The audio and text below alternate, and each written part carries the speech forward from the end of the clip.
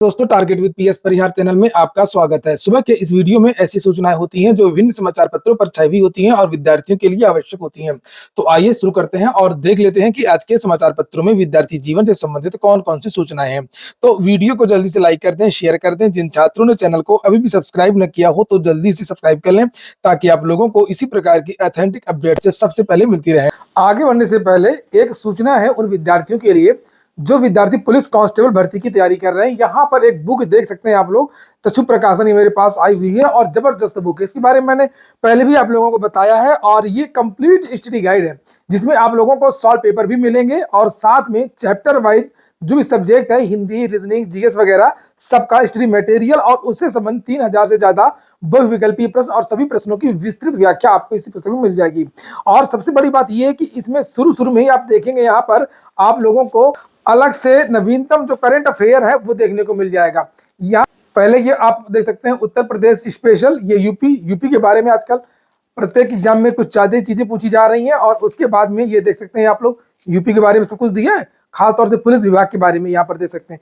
प्रशासनिक शब्दावलियां वगैरह, रैंक वगैरह सारी दी गई हैं। उसके बाद में अब देख लीजिए, यहाँ से सारा जो करंट अफेयर वो इसमें कवर किया गया पूरा। प्रमुख खेल 2025 में जो जीता है, जो हारा है, जहां पर हुआ है प्रथम विजेता, द्वितीय विजेता, सारा इसमें सब कुछ दे दिया है। और 2025 के बाद में आगामी खेल प्रतियोगिताएं कहाँ होंगी प्रमुख, देखिए आईसीसी T20 चैंपियंस ट्रॉफी, ये सब कुछ दिया हुआ है।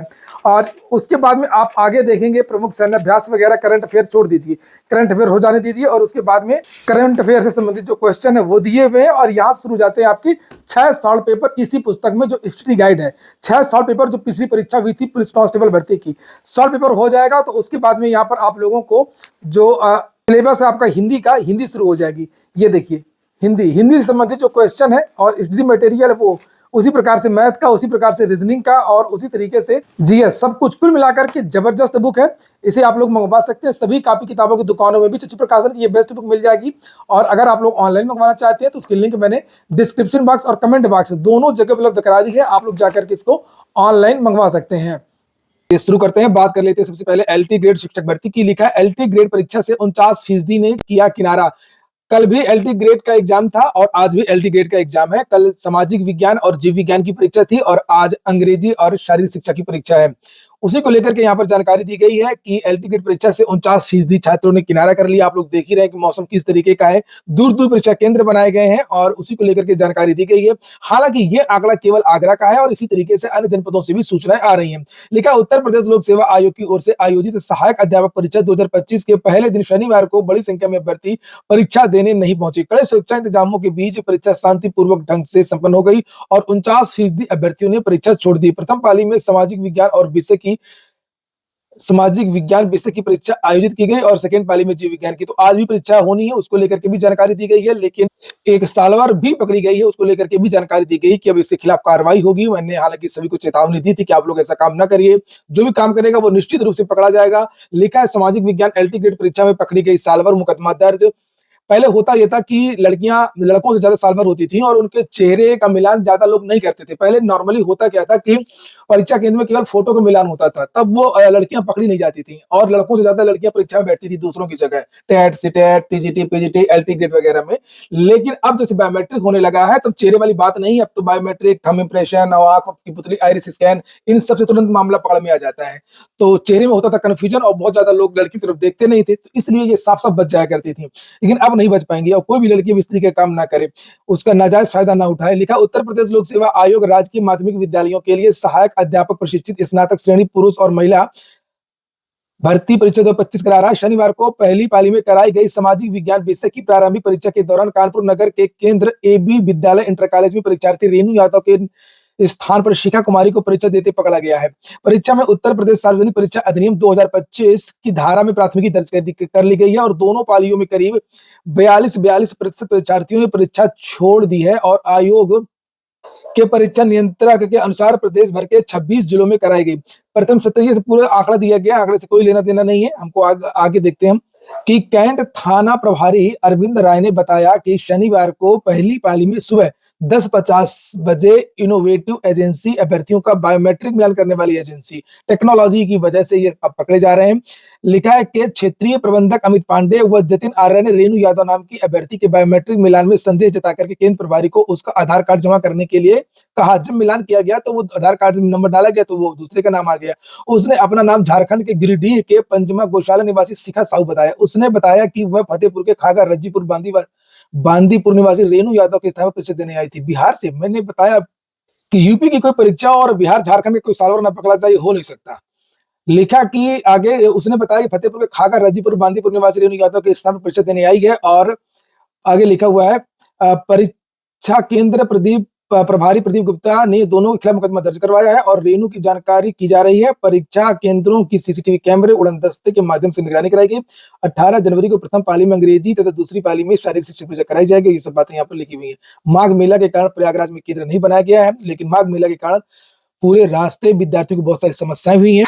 ये आप लोग देख सकते हैं, ये ट्रेन में किस तरीके से विद्यार्थी एग्जाम देने जा रहे हैं। और इन विद्यार्थियों ने ये मेरे पास तस्वीरें भेजी हैं और बताया है कि ट्रेनों में बहुत ज्यादा भीड़ है और भीड़ का कारण भी यही माघ मेला और एग्जाम है। वहीं पर हम बात कर लेते हैं, अब थोड़ा सा कट ऑफ को लेकर के चर्चा कर लेते हैं। सामाजिक विज्ञान की कट ऑफ के बारे में तो कल विद्यार्थियों ने जानकारी दी थी काफी संख्या में, और उसके आधार पर मैंने एक थोड़ा सा संभावित कट ऑफ बताया था कि जिन विद्यार्थियों को 85 के आसपास है वो सारे के सारे विद्यार्थी मेंस देने जा सकते हैं। और चूंकि हर चीज में ऐसा नहीं बोलना चाहिए, किसी भी चीज में 100% संभावना की बात करनी चाहिए। तो संभावना है कि वो सभी विद्यार्थी जो है देंगे मेंस। और जीव विज्ञान को लेकर के कुछ और भी आंकड़े चाहिए तो आप लोग कमेंट बॉक्स में पहले बताइए कि आप लोगों को पेपर कैसा लगा, आप कितने प्रश्न करके आए हैं, पिछली बार कितना था आप। उसके बाद में मैं दोपहर तक जीव विज्ञान की एक अलग से सिंगल वीडियो बनाऊंगा कट ऑफ को लेकर के, कितने विद्यार्थी उपस्थित हुए, क्या चीजें हुई। अगली सूचना है उत्तर प्रदेश लोक सेवा आयोग की भर्ती, स्वास्थ्य शिक्षा अधिकारी की भर्ती में 5 साल की मांगी छूट। आगे लिखा हुआ है परिवार कल्याण महानिदेशालय के तहत स्वास्थ्य शिक्षा अधिकारी के 221 पदों पर भर्ती के लिए उत्तर प्रदेश लोक सेवा आयोग की ओर से मांगे गए आवेदन के लिए अभ्यर्थियों ने आयु में 5 साल की छूट देने की मांग की है। मुख्यमंत्री को भेजे गए पत्र में अभ्यर्थियों ने लिखा है कि कोविड-19 महामारी के बाद आने वाली ज्यादातर भर्तियों में राज्य सरकार व केंद्र सरकार ने, सही बात है, केंद्र सरकार की जो एसटीजीटी वगैरह की वैकेंसीज थी 22-23 में सरकार ने छूट दिया था। रेलवे ने हर भर्ती में छूट दिया था 3-3 साल की, पिछले साल आपने देखा भी होगा। और इधर उत्तर प्रदेश में भी दरोगा भर्ती में दिया गया, पुलिस कांस्टेबल भर्ती में भी दिया गया। लेकिन उत्तर प्रदेश लोक सेवा आयोग की किसी भी भर्ती में इन्होंने छूट नहीं दिया है। तो वही इन विद्यार्थियों को यह कहना है कि अगर बात करें स्वास्थ्य शिक्षा अधिकारी की तो 2005 से ये भर्ती नहीं आई है और उसके 2 दशक बाद 25 में भर्ती आई है, लगभग 20 साल बाद, लेकिन उम्र सीमा में कोई भी छूट नहीं दी गई है। वही उत्तर प्रदेश पुलिस भर्ती 2018 के बाद 2023 में आई तो उसमें भी 3 साल छूट दिए। तो इन विद्यार्थियों ने मांग की है, मुझको भी इन विद्यार्थियों ने फोन किया, मुझको पत्र भेजे। ये देख सकते हैं योगी, ये देख सकते हैं आप लोग, ये विद्यार्थी पत्र भेजे, ये देख लीजिए आप लोग। माननीय मुख्यमंत्री जी उत्तर प्रदेश लोक सेवा आयोग द्वारा जारी विज्ञापन संख्या, ये इस तरीके से सीएम को ये पत्र लिखा हुआ है। और ये विद्यार्थी एक अभियान चला रहे हैं। अगर आप लोग इन विद्यार्थियों के इस अभियान से जुड़ना चाहते हैं आप लोग, तो इन लोगों ने ग्रुप बनाया है, फेसबुक ग्रुप, टेलीग्राम ग्रुप, तो उसके लिंक मैं कमेंट बॉक्स में दे दूंगा और डिस्क्रिप्शन में भी उपलब्ध रहेगा। नीचे की तरफ देखिएगा डिस्क्रिप्शन में, तो वहां पर भी आपको इनके ग्रुप की लिंक मिल जाएगी। तो आप लोग सारे लोग इकट्ठे होकर के अपनी मांग को अच्छी तरीके से रखें, उचित प्लेटफॉर्म पर रखें, तो हो सकता है कि कुछ चीजें आपके पक्ष में आ जाए। क्लियर हो गया है, बिल्कुल साफ हो गया कि अब बंदरों को कौन पकड़ेगा। निगम नहीं पकड़ेगा, वन विभाग बंदरों को पकड़ेगा। पूरे प्रदेश में काफी जिलों में स्थिति बहुत खराब है बंदरों को लेकर के। लिखा है कि बंदरों को पकड़ने का काम अब नगर निगम नहीं, वन विभाग करेगा। साथ ही आबादी में बंदरों से बढ़ती समस्याओं से निपटने के लिए 1 माह में विस्तृत कार्य योजना तैयार की जाएगी। और हाई कोर्ट के निर्देश पर प्रमुख सचिव नगर विकास विभाग पी गुरु प्रसाद ने शासनादेश जारी कर दिया है। तो अगली जो सूचना है वो बैंकों की भर्ती को लेकर के है। और बैंकिंग की जो भर्तियां होती हैं उसमें बड़ा बदलाव होने जा रहा है रिजल्ट को लेकर के। इसको लेकर के कुछ दिन पहले और समाचार पत्रों के माध्यम से जानकारी दी गई थी कि बैंकिंग में पहले जो रिजल्ट आते हैं, जैसे पहले क्लर्क का रिजल्ट आएगा, फिर ग्रामीण बैंक का रिजल्ट आएगा, फिर अन्य क्लर्क का रिजल्ट आएगा, फिर बैंक पीओ का रिजल्ट आएगा, एसबीआई का रिजल्ट बाद में आएगा। तो उससे होता यह है कि अगर किसी का चयन हो गया क्लर्क में हो गया, या किसी का जो रिजल्ट है किसी का ग्रामीण बैंक में हो गया, या अन्य बैंक में बैंक पीओ हो गया, तो वो एसबीआई पीओ में जब नियुक्ति होती थी तो ये नौकरियां छोड़ देता था। इसका रिजल्ट बाद में आता था, इसको ज्वाइन कर लेता था। इसको ज्वाइन किया, चूंकि इसका पहले आया तो ज्वाइन कर लिया। फिर इसका आ गया ग्रामीण बैंक का तो इसको ज्वाइन कर लिया। फिर अन्य बैंक आया तो उसको ज्वाइन कर लिया, इसको छोड़ दिया, और अंत में इसने एसबीआई ज्वाइन कर लिया। पैटर्न लगभग सबका बराबर ही रहता था। हालांकि यही चीजें यूपी ट्रिपल एससी वगैरह में भी होती है, सब जगह होती है, लेकिन वो कोई चिंता नहीं करता है उसमें, चाहे जो भर्ती बोर्ड हो। लेकिन कम से कम बैंक ने सोचा कि वाकई में इसमें दिक्कत हो रही है और ये हम लोग परीक्षाएं करवाते हैं, लोग छोड़ देते हैं लास्ट में एसबीआई को ज्वाइन कर लेते हैं। तो इन्होंने इससे बचने के लिए एक बदलाव किया है कि पहले अब एसबीआई का परिणाम आएगा और लास्ट में जो रिजल्ट जारी होगा वो क्लर्क का जारी होगा। इससे होगा कि सीट बर्बाद नहीं जाएगी। और ये भी लिखा हुआ है कि अभी 25 से 30 हजार रिक्तियां आने की उम्मीद है इस साल। हर साल जिस तरीके से एसएससी का सब कुछ निश्चित रहता है उसी तरीके से बैंक का भी रहता है। लेकिन बैंकिंग की तैयारी करने वाले अभ्यर्थियों के लिए अच्छी खबर है कि आईबीपीएस से जुड़े 12 बैंक को एसबीआई और आरआरबी को मिलाकर के 25 से 30 हजार से अधिक रिक्तियां आने की संभावना। परीक्षाओं का कैलेंडर भी जारी कर दिया गया है। साथ ही बैंकिंग परीक्षाओं की प्रक्रिया को अत्यधिक सुव्यवस्थित बनाने के लिए बड़ा कदम उठाया गया है और राष्ट्रीयकृत बैंक, क्षेत्रीय ग्रामीण बैंक, आरबीआई और एसबीआई में होने वाली भर्ती परीक्षाओं और उनके परिणामों के लिए अब एक मानकीकृत समय सीमा लागू किया जाएगा और यह निर्देश वित्त मंत्रालय ने जारी किया है। अब सबसे पहले एसबीआई परीक्षा का परिणाम आएगा, इसके बाद राष्ट्रीयकृत और अंत में क्षेत्रीय ग्रामीण बैंकों के नतीजे आएंगे। तो अब अगर मान लीजिए किसी ने ज्वाइन कर लिया एसबीआई तो वो इधर ज्वाइन ही नहीं करेगा, तो वो सीट जिसको चाहिए, जिसके कम नंबर होंगे उसको मिल जाएगी। तो वही बात यहाँ पर लिखी है। और इसकी वजह दूसरी बैंकों में पहले योगदान करने वाले अभ्यर्थी भी वहां त्याग पत्र देकर के एसबीआई ज्वाइन कर लिया करते थे। इससे दूसरे बैंकों में कर्मचारियों की कमी हो जाती थी। अधिकारी स्तर की सभी परीक्षाओं के परिणाम पहले आएंगे, जबकि क्लर्क स्तर के परिणाम बाद में जारी होंगे। परीक्षाओं का शेड्यूल भी अलग है। कम से कम विद्यार्थियों के बारे में सोचा, बहुत अच्छी बात। अब कुछ भर्तियां देख लीजिए। सेना में 381 पदों पर भर्तियां होंगी, उसको लेकर के यहाँ जानकारी दी गई है। भारतीय थल सेना ने अपने टेक्निकल कोर्स के लिए इंजीनियरिंग डिग्री प्राप्त अभ्यर्थियों से आवेदन मांगे हैं। सेना 67वें एसएससी टेक्निकल मैन कोर्स और 67वें एसएससी टेक्निकल वुमेन कोर्स के जरिए कुल 381 पदों पर भर्ती करेगी। तो इसके लिए आवेदन चल रहे हैं। लास्ट डेट यहाँ पर 4 फरवरी है महिलाओं के लिए, 5 फरवरी है पुरुषों के लिए। सरकारी उपक्रम में 80,000 से 2,60,000 प्रतिमाह वेतन पाने का मौका।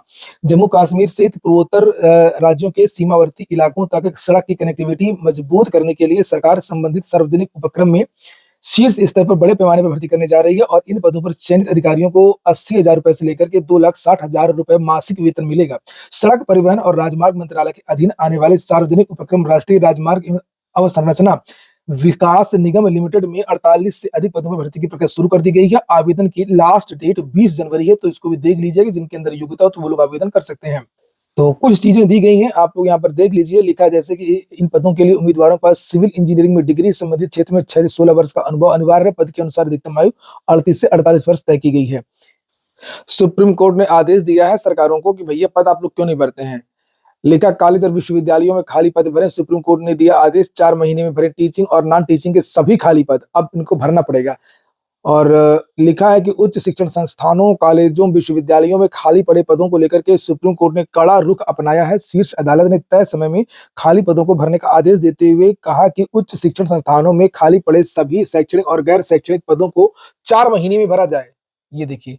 और यहाँ पर असिस्टेंट प्रोफेसर भर्ती को बार बार ये लीक करवा के रद्द करवा रहे हैं, कुछ कर ही नहीं पा रही उत्तर प्रदेश सरकार। बताया जाता है कि पूरे देश में लगभग 1 करोड़ पद रिक्त है सरकारी विभागों के, 1 करोड़ पद रिक्त है, लेकिन सभी सरकारों की हीला वाली लापरवाही की वजह से पद नहीं भरे जा रहे हैं। नीचे यहाँ पर लिखा हुआ है कि 4 महीने में भरा जाए। साथ ही यह भी कहा कुलपति और रजिस्ट्रार जैसे प्रशासनिक पदों को रिक्त होने के 1 महीने के भीतर ही भर दिया जाए। यह आदेश गुरुवार को न्यायमूर्ति जेबी पारदीवाला और आर महादेवन की पीठ ने उच्च शिक्षण संस्थानों के छात्रों द्वारा आत्महत्या की बढ़ती घटनाओं से संबंधित मामले में दिए। कोर्ट ने कहा कि सरकारी और निजी विभिन्न उच्च शिक्षण संस्थानों में शिक्षकों की कमी को ध्यान में रखते हुए यह सुनिश्चित किया जाना चाहिए कि फैकल्टी के सभी रिक्त पदों को 4 महीने की अवधि में भरा जाए। इसमें वंचित वर्ग के लोगों और कम प्रतिनिधित्व वाले समुदायों के उम्मीदवारों के लिए आरक्षित पदों को प्राथमिकता दी जाए। अटल आवासीय विद्यालयों में एडमिशन चल रहे हैं, तो जिनको एडमिशन लेना हो तो एडमिशन ले सकता है। 31 जनवरी इसकी लास्ट डेट है। रहना, खाना, सब कुछ पूरी सुविधा मिलती है इन विद्यालयों में। तो जो वांछित हो, जो पढ़ाई करना चाहते हैं उसको आप लोग इसके स्क्रीनशॉट भेज सकते हैं। ये वीडियो भी शेयर कर सकते हैं। इसमें पूरी जानकारी दी गई है कि कौन आवेदन कर सकता है। एक दुखद सूचना है, प्रयागराज की वीडियो में सॉरी पापा अब नहीं पढ़ पाएंगे बोल करके छात्र फंदे से लटका। 1 साल से किराए के कमरे में रह करके जेई की तैयारी कर रहा था। लिखा सलोरी के बड़ी बगिया स्थित एक किराए के कमरे में रहने वाले प्रतियोगी छात्र कुलदीप विश्वकर्मा का शव शनिवार को पंखे के सहारे फंदे से लटका मिला और जांच में कुलदीप के मोबाइल फोन में एक वीडियो मिला जिसमें वह कह रहा है कि सॉरी पापा अब नहीं पढ़ पाएंगे। आशंका है कि वीडियो बनाने के बाद, देखिए आप लोग कोई भी ज्यादा प्रेशर ना लिया करिए, मौका सभी को मिलेगा। थोड़ा सा धैर्य रखिए अगर आप लोग सरकारी नौकरी में आना चाहते हैं, बड़ी चीज है। और सबसे पहला जो कदम है इसमें धैर्य ही होता है। तो और केवल पढ़ाई और नौकरी वाली ही बात नहीं है, जीवन में कोई भी समस्या हो, किसी भी प्रकार की परेशानी हो तो वो समय के साथ निकल जाती है। आप लोग धैर्य रखिए और कभी भी किसी भी चीज से विचलित मत हुआ करिए। चाहे वो नौकरी का प्रेशर हो, चाहे वो प्रेम प्रसंग का मामला हो, चाहे वो अपने दोस्त या अन्य लोगों से झगड़े वाली बात हो, कोई भी बात हो, सारी की सारी चीज़ें समय के साथ निकल जाती हैं और फिर अब बाद में आप हँसेंगे कि हम किस चीज़ को लेकर कितना परेशान थे, जबकि वो कोई चीज़ जो कोई मामला था, वो कुछ था ही नहीं। और ये चीज़ें थोड़ा-सा प्रयागराज में आजकल कुछ ज़्यादा ही हो रही हैं और हर महीने 2 महीने में इस तरीके की चीज़ें निकल कर के आती हैं। और जब कोई ज़्यादा विद्यार्थी परेशान हो इस तरीके से, मैंने पहले ही बताया, आप लोग मुझे ईमेल कर सकते हैं, आप लोग मुझसे बातचीत कर सकते हैं। किसी भी प्रकार का मामला हो, जब इस तरीके का ख़्याल आए तो आप लोग उससे पहले एक बार मुझसे ज़रूर बात करें। आज के वीडियो में इतना ही, पूरा वीडियो सुनने के लिए बहुत-बहुत धन्यवाद।